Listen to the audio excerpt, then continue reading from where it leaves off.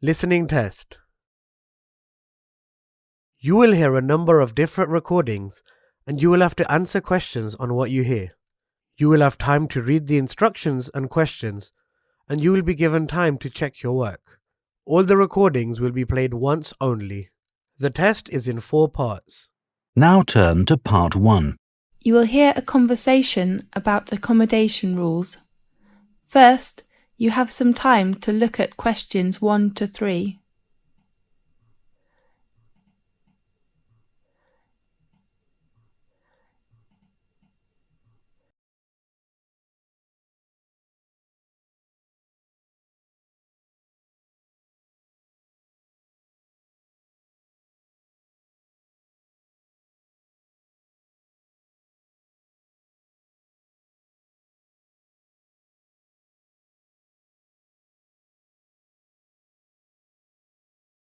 You will see there is an example that has been done for you.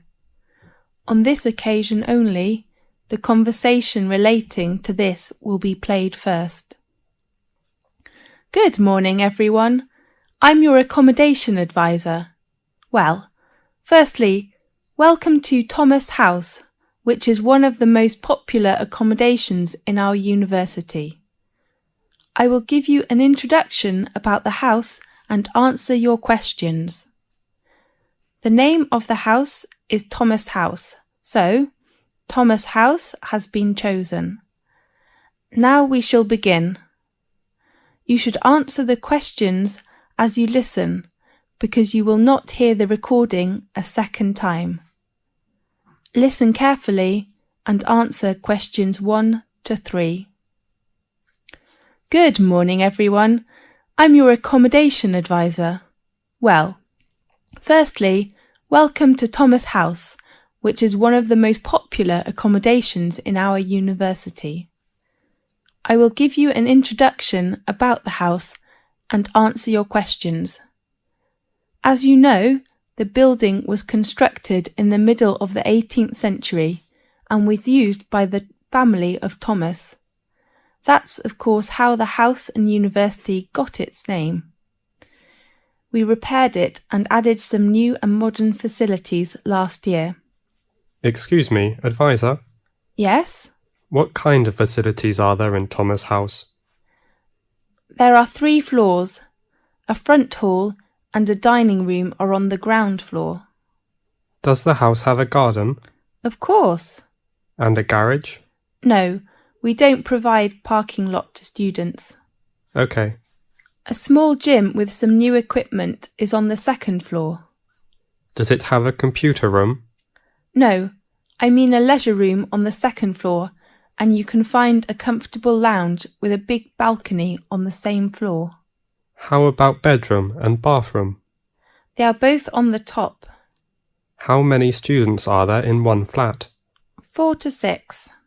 I wonder if I have to share a bathroom with others. No, we provide every student a bedroom and a bathroom. Great. Now, look at questions 4 to 10.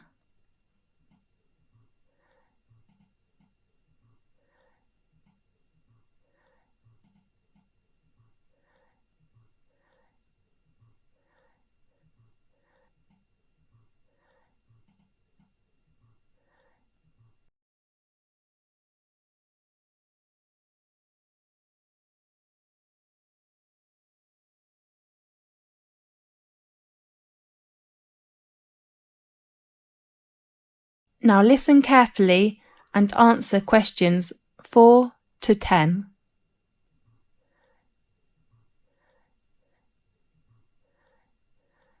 There are some rules in Thomas House. Firstly, smoking is not allowed in both your bedroom and the bathroom. Does the house have a smoking section?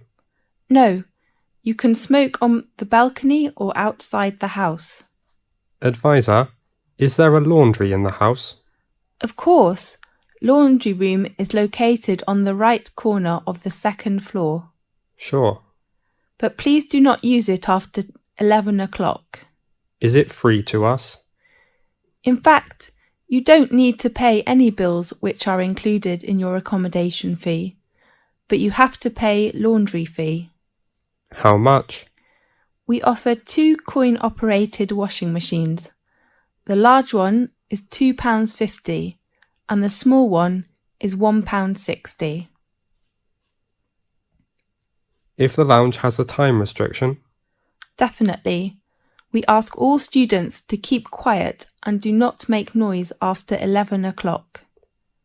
We know there is a backyard in the house. Yes. If we can park our car there? No, we do not allow parking in our yard. Okay. Could we invite some friends to hold a party in the garden or lounge? We only allow party on weekends. Fine. The last rule is to pay attention to the opening time of the front hall. The door is locked at 11 p.m. and opened again at 6 a.m. in the next morning. Remember to take the front door key when you go out early or come back late. How could we get the front door key? You can go to Residence Office building and get your key in room 101. Sure. Well, any questions? This is the end of section 1. You now have half a minute to check your answers.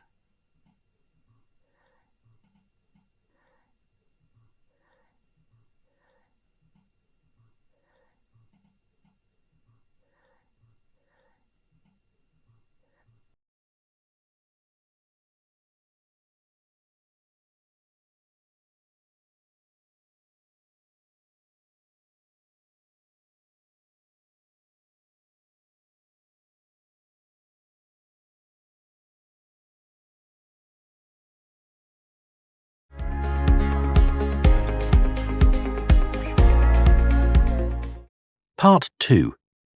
You will hear an introduction about sports matches. First, you have some time to look at questions 11 to 17.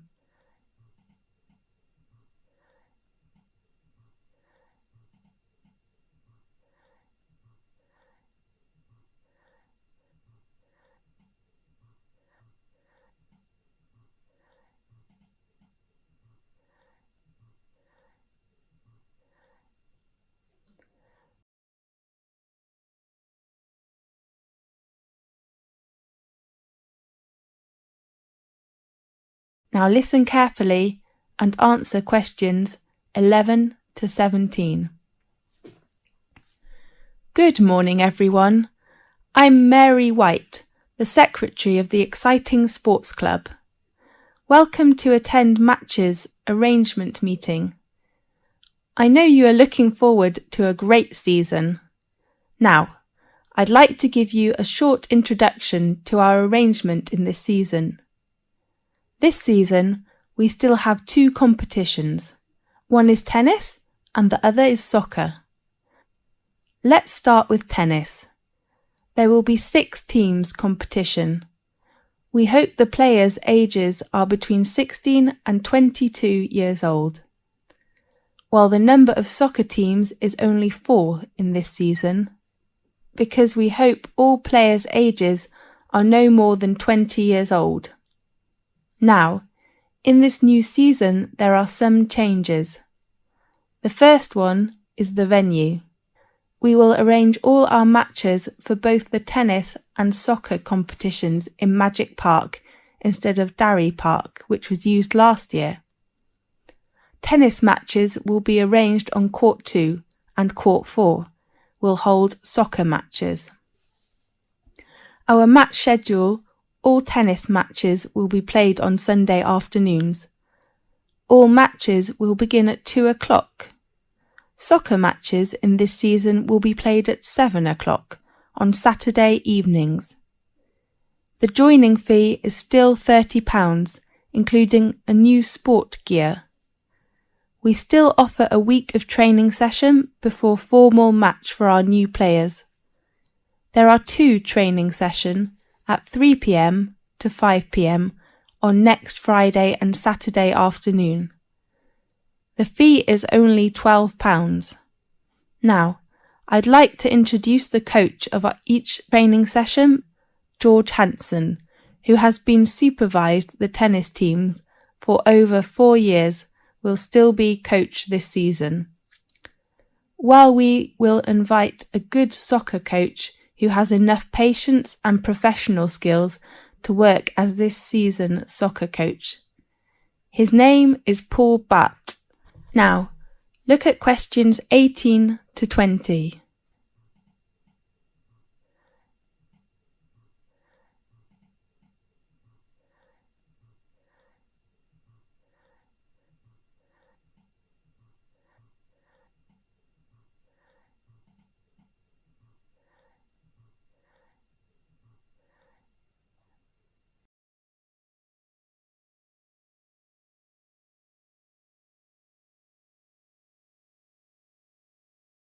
Now, listen carefully and answer questions 18 to 20. In addition, we offer some activities to thank all players. Please look at your brochure. There are some activities and their time arrangements. At the beginning, we hope to start the season with a barbecue dinner on next Saturday in Magic Park.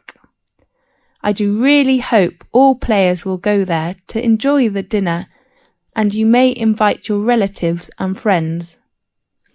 Of course, they have to pay a little fee, with just £5. And then, after the final match in the season, we will vote this season's MVP, the most valuable player. The 2 players from tennis team and soccer team will gain an honour and a prize from our sports centre. This season we hope all players can send a confirm letter to us to ensure our match arrangement. So please write to us before the deadline. It is on Thursday, 18th of April. Our secretary, David Black, is in charge of collecting fees and your letters in this season. His room number is 214 and his phone is 332567. This is the end of section 2. You now have half a minute to check your answers.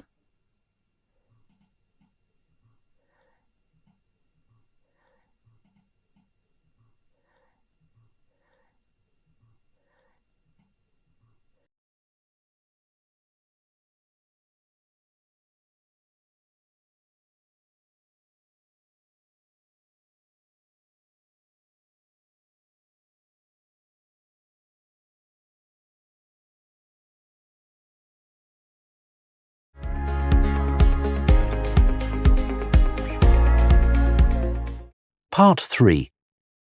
You will hear a conversation about a student thesis.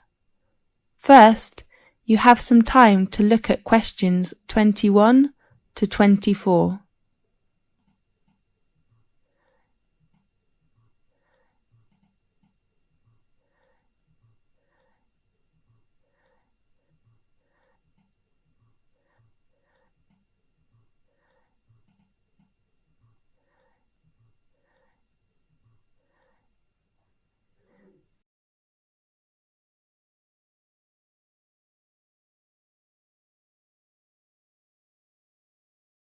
Now listen carefully and answer questions 21 to 24. Come in, please. Good afternoon. Oh, I am sorry. Is it Professor Lee's office room? No, it is room 640. His new room number is 614 on the right of this corridor. Thanks a lot. You're welcome. Come in, please. Good afternoon, Professor Lee. Good afternoon. Come in, please. I remember our tutorial time is at 2 o'clock, right? Really? Oh, I am so sorry. I remember it is at 1:30. So I go to common room to wait for 30 minutes, okay? No, I'm free now. Let's begin. I am so sorry. That doesn't matter. So, how about your work? In fact, Professor Lee, can I get an extension of time to hand in my work? I mean, I hope to extend my thesis deadline. James, you know extension is usually given only for medical or accident reasons. So what's your problem? You have a good beginning with your draft, isn't it right? Yes, well, I'm having too many reading materials to read. Too many? How many? Besides academic journals, I have about 15 books to read next month. I don't think I can finish them. Oh, darling, you do not need to read them all. What do you mean? I mean, you can choose some parts of these books which can help your work. Really? Could you give me some suggestions? Sure. Now look at questions 25 to 30.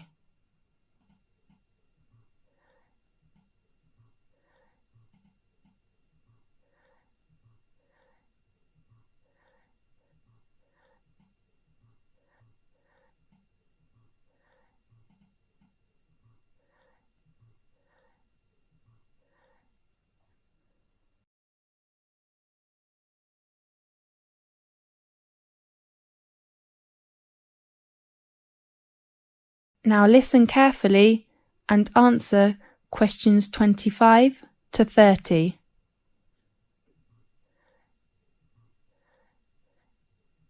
Do you bring your reference book list? Yes, I take it. Let's see. First, the book by Bayer. I think it is really worth reading. Read it all? Yes, the topic of the book is nearly the same field with you. Okay, I'll read Bayer's book.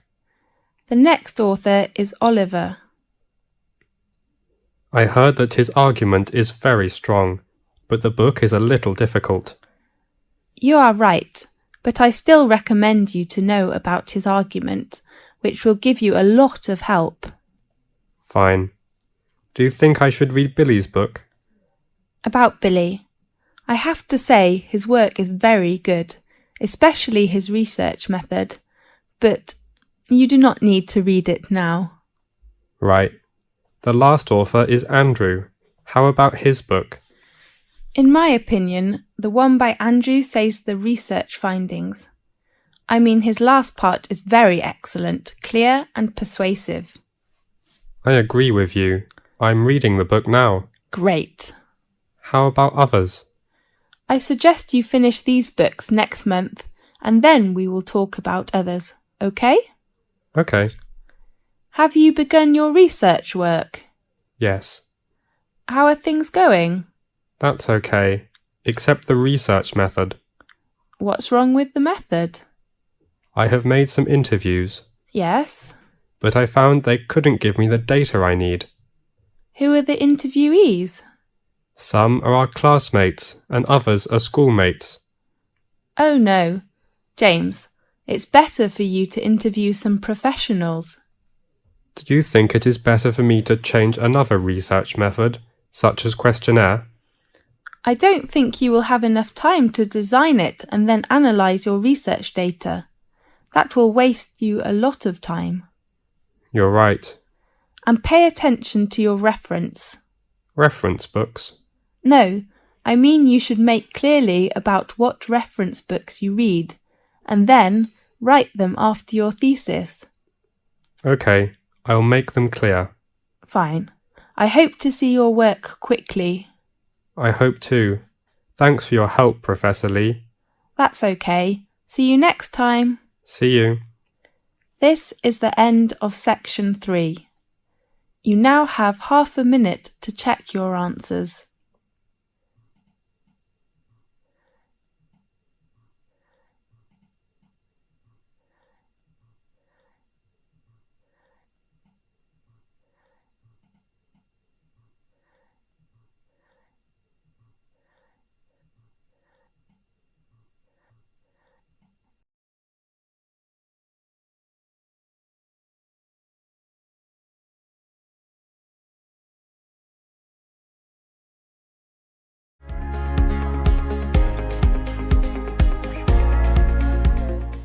Part 4. You will hear a conversation about astronomy. First, you have some time to look at questions 31 to 40.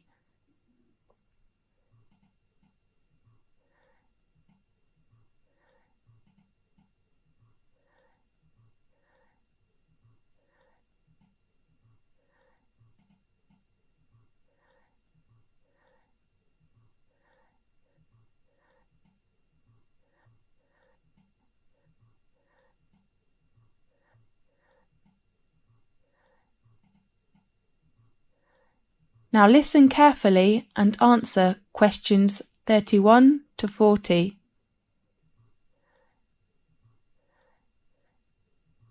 This is Magic Time from the BBC. I am Faith. In today's programme, we invite a professor of astronomy. Welcome, Lewis. Thanks a lot, Faith. What magic information will you introduce to us? We all know the Leonids in August are coming, so today let's talk about meteors. Good topic. At one time or another, almost everyone has glimpsed a swift little streak of light dashing across the night sky. Nearly everyone makes wishes when they see them and blame both good and bad luck on their presence. Yes, these sudden celestial visitors are meteors. We often call it shooting star. The glowing trails are caused by the incineration of a piece of celestial debris entering our atmosphere. Many meteors are quick flashes, but some last long enough for us to track their brief course across the sky. Right. Now and then, a meteor truly will light up the night, blazing brighter than Venus, although rarely, even brighter than the moon, leaving in its wake a dimly glowing trail that may persist for minutes. Lewis, can we see some meteors every night in 1 year? Yes. Under a dark sky, any observer can expect to see between 2 and 7 meteors each hour, any night of the year. These are sporadic meteors. Sporadic meteors? Yes. Their source bodies, meteorids, are part of the dusty background of the inner solar system. Several times during the year, Earth encounters swarms of small particles that greatly increase the number of meteors. The result is a meteor shower, during which observers may see dozens of meteors every hour. Concentrations of material within the swarms may produce better than average displays in some years, with rates of hundreds per hour, and were treated to a truly amazing display in which thousands of visible meteors can be seen for a brief period. The phenomenon is called meteor storms, which are more magnificent than meteor showers. Aha! That's wonderful! Definitely. The meteors that appear during a meteor shower seem to come from one point in the sky. This illusion is an effect of perspective, just as a roadway seems to converge in the distance. Usually, meteor showers get the name of the constellation from which the meteors appear to radiate. Such as during the Perseid shower in August, meteors seem to streak from a point in the constellation Perseus. When is the biggest meteor storm? According to records, in 1833, a storm of 60,000 meteors an hour shocked the world. 60,000? That's unbelievable! By the 1860s, scientists had known that many meteor showers were annual, including the normally placid Leonids, which produced the big storm, and that they were somehow related to comets. Really? Yes, but most of the meteors people have seen during one of the annual showers arise from fluffy particles not much larger than sand grains. As a particle enters Earth's atmosphere, it collides with gas atoms and molecules. The particle becomes wrapped in a glowing sheath of heated air and vaporized material boiled off its own surface.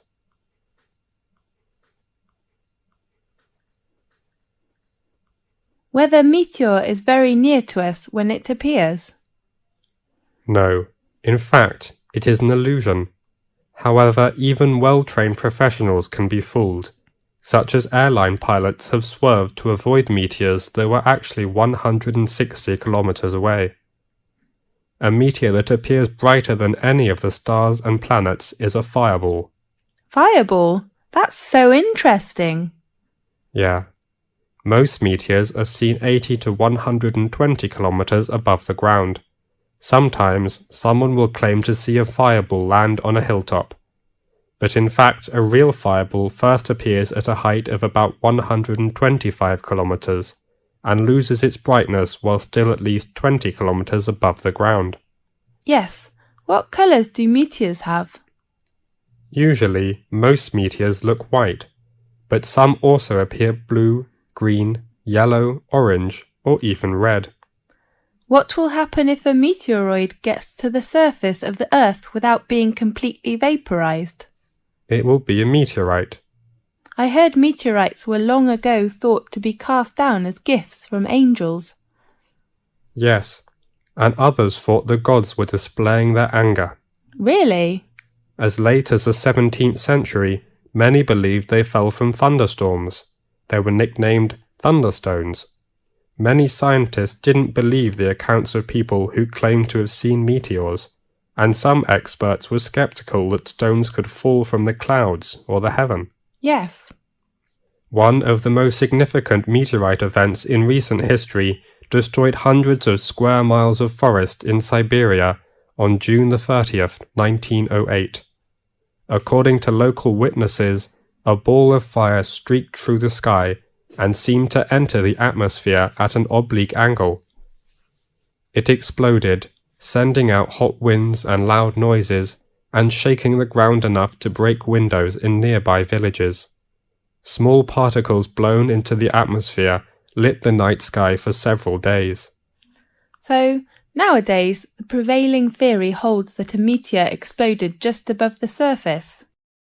Yes. Most impact craters and basins larger than the meteor crater are heavily worn away or have been buried by rocks and dirt as the Earth's surface changed. At present, Chicxulub Basin, centered in Mexico's Yucatan Peninsula, is the largest one. The diameter of basin is around 300 kilometers. Rock samples obtained by drilling into the basin show that an asteroid struck the Earth there about 65 million years ago. Does that the same period with the dinosaurs disappeared? That's right. Many scientists believe this debris caused climate changes which made the dinosaurs not survive. We do really hope that will never happen again. Right. Okay, thanks for watching today's programme. See you next week. That is the end of part 4. You now have half a minute to check your answers.